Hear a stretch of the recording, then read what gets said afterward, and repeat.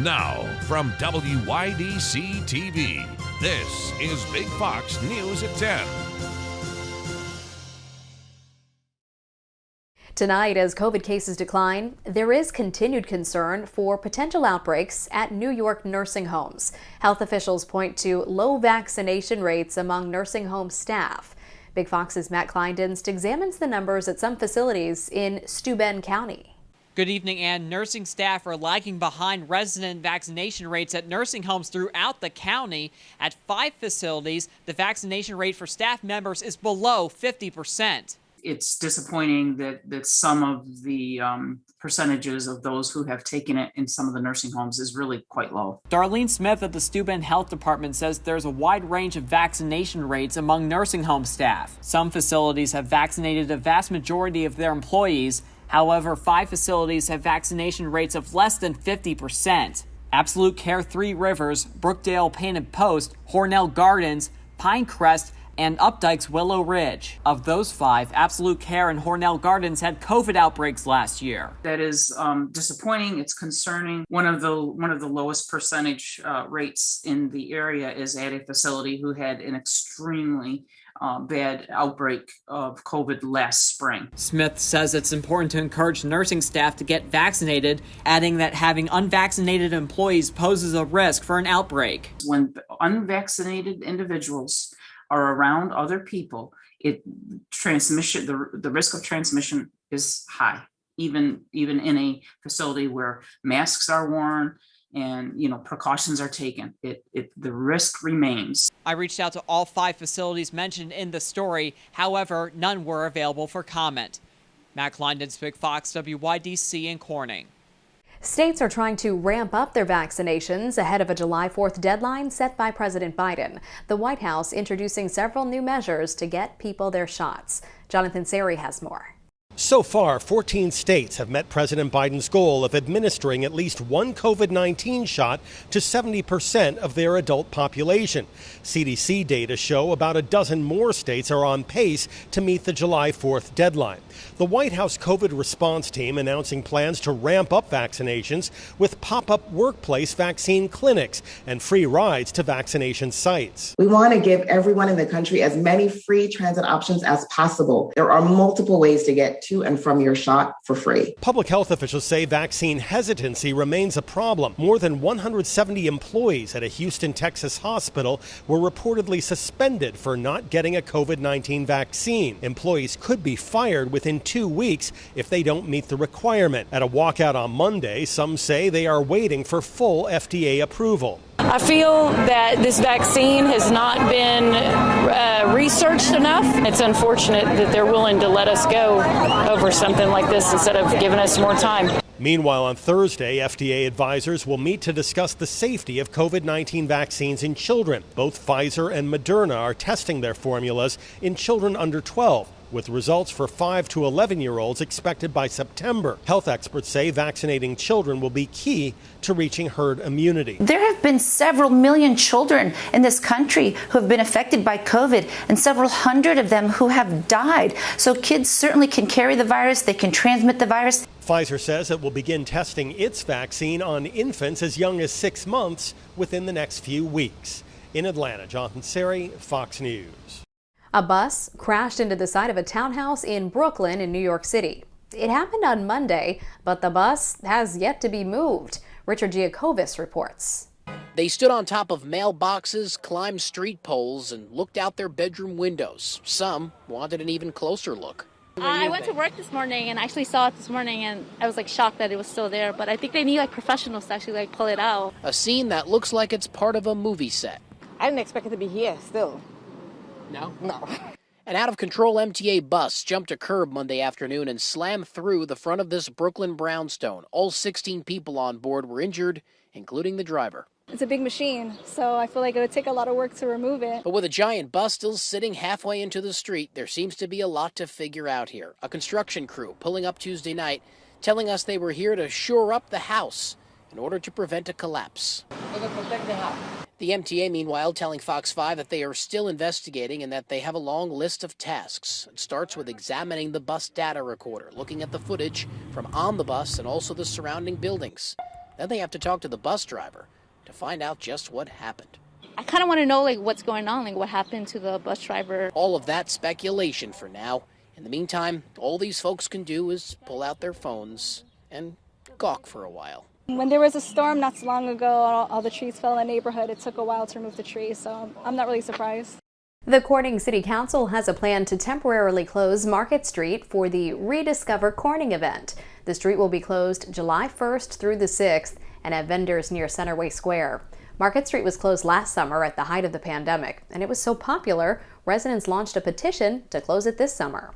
The Gaffer District does not plan to propose any additional street closings for the summer. USA Today has nominated Watkins Glen International for Best NASCAR Track. This is the 5th time in 7 years the Glen has been nominated for the award. Watkins Glen is among 10 tracks throughout the country in this year's running, including Daytona International and Charlotte Motor Speedway. Fans can vote for their favorite racetrack on USA Today's website. Voting ends July 5th. President Joe Biden has departed for an 8-day trip to Europe. It is his first international trip as president, with summits planned with G7, EU, and NATO leaders, and a much-anticipated meeting with Russian President Vladimir Putin. Caroline Shively has details on the trip. Watch out for the cicadas. I just got one. It got me. The delayed departure of the press charter due to cicadas in the engine is hopefully the only event that bugs the first trip overseas for Joe Biden as president. His administration acknowledges there's nothing like face-to-face diplomacy. Strengthening the alliance, make it clear to Putin and to China that Europe and the United States are tight, and the G7 is going to move. Ahead of meetings with leaders such as British Prime Minister Boris Johnson and G7, EU, and NATO summits, there's a wide range of issues to discuss. Russia, China, global terrorism, cyber threats, and also the security consequences of climate change. But all eyes are on the planned talks with Russian President Vladimir Putin in Geneva. The meeting comes after a series of major cyber attacks. The Department of Justice clawed back much of the ransom paid in Bitcoin by Colonial Pipeline to the Russian-linked hackers' dark side. That led to panic buying of gasoline, while the attack on meatpacking firm JBS raised concerns about the food supply. I think there's no better time for President Biden to make it clear in person to President Putin exactly what he intends to do to push back on Russian aggression. But Biden isn't making any predictions on what message the Russian president will listen to. Expect that Putin will be able to work out any kind of understanding with you on the cyber attack. Who knows? It's going to be a subject of our discussion. President Biden begins his trip in Great Britain, meeting with Prime Minister Johnson ahead of the G7 summit in Cornwall. Caroline Shively, Fox News.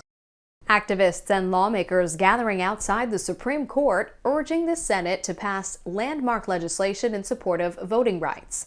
Lawmakers, including Senators Kirsten Gillibrand and Amy Klobuchar, joined advocates from across the country, calling on the Senate to pass the For the People Act. Delivering remarks, the senators say it is critical for our nation's leaders to protect the promises of democracy and the freedom to vote.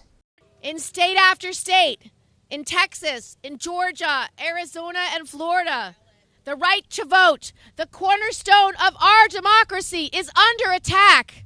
The For the People Act is a sweeping legislative package intending to expand voting rights and curb the influence of big money in politics. The 25 richest Americans paid little to no federal income taxes, according to a new report by the nonprofit ProPublica, a claim that is reigniting debate about the tax code. Lauren Blanchard has more from Washington. A new report on America's wealthiest citizens is making a big impact here in Washington. The independent watchdog group ProPublica claiming the 25 richest Americans have paid little or no federal income taxes over the past few years. The report highlights the ways the wealthy are able to avoid or lower their tax burden, including making most of their money from investments, which are only taxed when the assets are sold. The country's wealthiest, who profited immensely during the pandemic, have not been paying their fair share. And the nurses and firefighters I represent in Oregon can't play those games. But some critics point out there's a difference between overall wealth and income. For example, Amazon CEO Jeff Bezos saw his net worth increase by $127 billion from 2006 to 2018, but he reported a total income of $6.5 billion, equaling a 25% income tax rate, but just a 1% tax on his net worth. The IRS commissioner telling lawmakers his main focus at this point, finding out how ProPublica got its hands on individual tax records and making sure it doesn't happen again. We will find out about the ProPublica article, but we do have quite a few systems in place. And I would say for the volume of data that we have and that gets exchanged, I think the IRS has been very successful in protecting that data. President Biden says he wants to change the tax code, including eliminating what he calls the trust fund loophole used by the wealthy to pass investments and assets to their heirs without paying taxes. In Washington, Lauren Blanchard, Fox News. Still ahead tonight, as COVID-19 cases fall, there is continued concern for unvaccinated children. As adults get vaccinated and become more protected and immune to this virus, the virus is still in the community looking for a vulnerable host, and pediatric patients fit that description. The new timeline emerging for when young children can get vaccinated against COVID-19.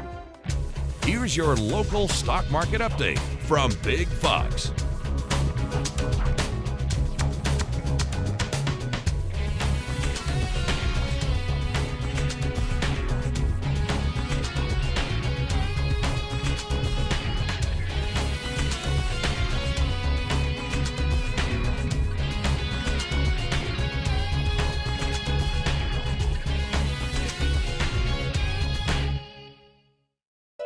Now, your Twin Tiers forecast from Big Fox.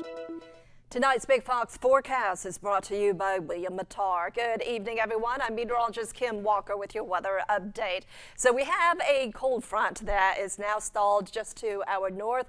I'm expecting this frontal boundary to pass through by the end of the day tomorrow, and it is going to bring some relief to this humid air and this unseasonably warm conditions. But we are on the south side of it, and so we are expecting those temperatures to stay above normal through tomorrow. In addition to that, we have a low pressure system that's just creeping along in the south, and it will continue to bring moisture northward.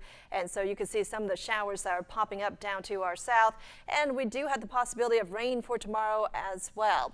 Right now, our dew points are around 70 degrees, very steamy air that's in place, and it makes those temperatures feel so much more oppressive. So our average high is around 77 degrees. We are going to be above that for your Thursday, starting off around 64 degrees at 7 o'clock, and then we warm up to around 82 by 1, mid 80s possible by the afternoon, but it is going to feel like the upper 80s and lower 90s, and then those temperatures will be dropping in the 70s in the evening hours. So here's that cold front I was telling you about. By tomorrow, it will land to our south. It looks like drier air will start to move in, and that's going to make things feel a little bit more comfortable for the end of the week. Our future radar is showing not a lot of activity for tonight. As we head into early tomorrow, we're going to start off with sunny skies, a few more clouds moving in by the end of the day, and there's just a slight chance of a shower or a thunderstorm, especially given how warm it is and how humid it is. That gives rise to the air, and so as the air rises, there could be 1 or 2 thunderstorms across our area, even though this particular model is not showing it, but there is that slight chance for some rain. And then as we head into your Friday, especially in the afternoon into the evening hours, there could be a few more showers and thunderstorms that pop up near Hornell and also in Bath, and then that will give way to a little bit drier conditions come Saturday. So as we make our way toward the end of the weekend, we are going to see more chances of rain as another system clips the Twin Tiers. So we do have rain chances returning by early next week. But here's a look at your forecast. Tonight we drop down to around 58 degrees in Elmira, Corning around 58, 57 degrees in Perkinsville. There will be some patchy fog developing. And then highs tomorrow above normal once again, around 85 degrees for both Corning and also in Elmira. Temperatures a little bit cooler by the end of the week, still in the 80s though, and I think we'll stay above normal through your Sunday. We have another cold front coming in early next week, and it is going to bring a little bit more refreshing air. Temperatures will drop down into the low 70s on Tuesday. As COVID-19 cases fall, there is a concern for unvaccinated children who aren't eligible to get protected yet because of their age. But there is a new timetable in place for how that may change for children as young as 5. Mandy Gaither has details in tonight's Health Minute. The numbers keep falling. A 94% decrease from COVID-19 cases since January of this year. But the concern continues to rise for children, who now account for about 25% of total COVID-19 cases in the U.S. Low risk does not mean no risk. A CDC study examined more than 200 young people between the ages of 12 and 17 who were hospitalized for COVID-19 at the beginning of the year. While there were no deaths, the data showed nearly a third were admitted to intensive care units and roughly 5% had to be ventilated. As adults get vaccinated and become more protected and immune to this virus, the virus is still in the community looking for a vulnerable host, and pediatric patients fit that description. Right now, children 12 and older are eligible to get a COVID-19 vaccine. This week, Moderna's CEO said his company's vaccine will likely be available for children as young as 5 in early fall. Thursday, FDA vaccine advisors will meet to discuss whether to authorize COVID-19 vaccines for children 11 and younger. What I think we're going to do at that meeting is we're going to decide what the parameters are for approval, either through emergency use authorization or for licensure, down to for much younger age groups. For Health Minute, I'm Mandy Gaither.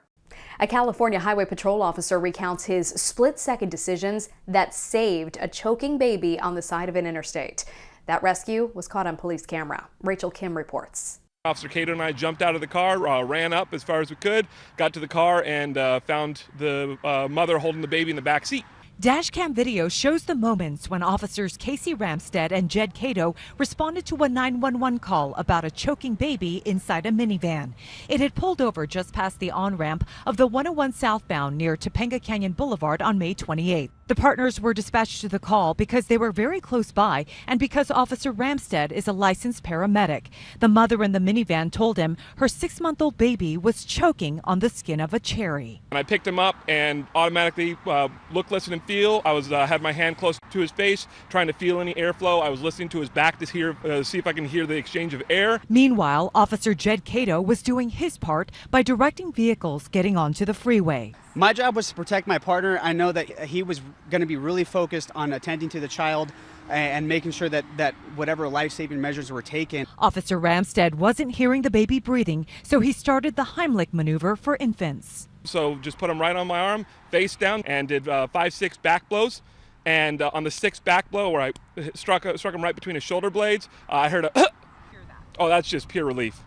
That was just excitement and relief because I knew I did it right. I had every confidence in Casey. I've been partners with him for a couple of years, and I've seen his knowledge base, which is astounding. This wasn't the first time Officer Ramstead has helped someone in distress, but the father of 2 says saving a baby is close to his heart.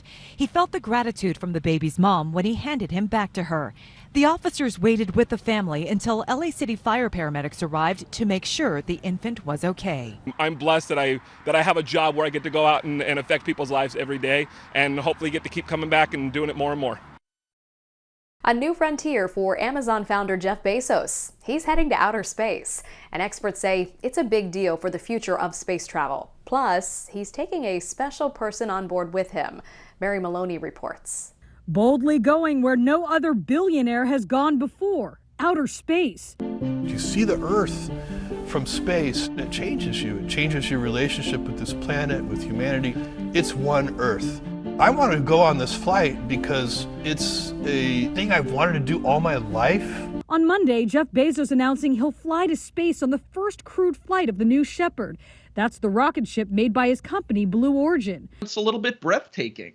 This idea that the wealthiest person in the world is going to be a bit of a guinea pig. The flight is scheduled for July 20th, just 15 days after he's scheduled to resign as CEO at Amazon. Here's what we know about Bezos' adventure. The rocket is about 60 feet tall, and its capsule seats 6 people. It will reach more than 60 miles above Earth. And Bezos says his younger brother, Mark Bezos, will also be joining him on that 11-minute flight. I really want you to come with me. Would you? Are you serious? I am. Experts say Bezos is passionate about space and is a lifelong fan of science fiction. In 2016, Bezos even made a cameo in the Star Trek Beyond movie as an alien. Cheers. Now he's beating two other billionaire rocket tycoons on the race to hitch a ride to outer space. Virgin Galactic's Richard Branson, whose own space company plans to conduct flights to suborbital space and compete directly with Bezos' Blue Origin, and SpaceX's Elon Musk, who hasn't announced plans to travel to space. Putting himself in this position to go first, I think, isn't just a personal adventure for him, but a demonstration that other people should feel comfortable with this. For Consumer Watch, I'm Mary Maloney. Soon you'll be able to bring your own mug to Starbucks again. The coffee chain used to encourage customers to bring their own cups to avoid waste, but it stopped last March because of the coronavirus pandemic. Well, starting June 22nd, customers can once again get a cup of Joe in their own cups. But don't expect it to be the same as it was. Baristas aren't allowed to touch personal mugs anymore, which means they also can't wash them, so make sure to clean that cup. A luxury designer is putting high heels on a beloved comfort shoe, but the internet is walking all over that idea. Jeannie Mose reports. What do you get when you combine the comfort of Crocs with the agony of heels? Hail the latest hybrid from the high-end designer Balenciaga. It's all about nerdy chic. Designers love to take the ugly and make it beautiful. Balenciaga unveiled its latest collaboration with Crocs at the designer's Spring 2022 fashion show. I say unveiled, but you really couldn't see the Croc heels hidden underneath those extra long pants. They also showed some Croc-inspired rain boots that were a lot more utilitarian. But the Croc Heels walked into a Twitter firestorm. It's a huge no from me. These shoes are insulting. The heels rot in hell. Nevertheless, celebrity stylist Philip Block says, But I've already had clients calling me going, oh my gosh, did you see those Croc Heels? Those are amazing. Can we get those? I'm already on it. Block expects the shoes to sell for around $1,000. Some fashionistas defended the Croc Heels, while others were perplexed. These seem to defeat the purpose of both Crocs and high heels in one fell swoop. The last time Balenciaga collaborated with Crocs, they sold a platform shoe for $850. At least one social influencer has already tried a do-it-yourself version of the high-heeled Croc. Madison Bush glued a heel on a pair of Crocs just for kicks. Very comfortable, just the Croc part though. Please don't shed any crocodile tears for the insults being showered on high-heeled Crocs. Fashion is about a double take. You want people to look and look again. Looking like a failed Shark Tank pitch, read one tweet that one of the co-hosts of the show wondered, should I wear these to Shark Tank? At least Crocs seem like a good fit in a Shark Tank. We want to leave you with a smile tonight. A herd of 15 elephants that escaped from a nature reserve in South China last year took a respite from their travels to squeeze in a nap. The elephants have been on the move since March of last year, making a 300-mile trek across China. The reason for their migration is not known. The animals were spotted snoozing in the woods, only one of the calves couldn't seem to settle down.